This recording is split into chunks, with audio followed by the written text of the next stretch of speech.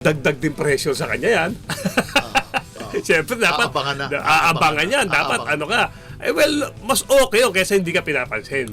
At dito, mas dodoblehin mo ang yung sipag, yung pagprepara. Okay, siyempre aalagaan mong katawan mo kasi ito na yung ito na yung parang tinitignan ka dahil the second 2.0 Samboy Lim Di ba? Wag lang yung sa doon sa laro wag lang kasi alam mo man pare si Paring Sam natin nung araw, di ba? Halos sa sobrang Skywalker niya, patay kung patay, minsan nakakalimutan na niya protection ng sarili niya, injury dito, injury doon.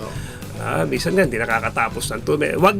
Wag sa ganun na maihahambing ka, Adrian Ang gusto namin yung talagang nagbibigay ka ng excitement at ikaw ay isa sa mga nakikita ko na isang factor, isang ingredient na magpapabalik ng sigla sa panonood ng ating mga talakers sa PBA.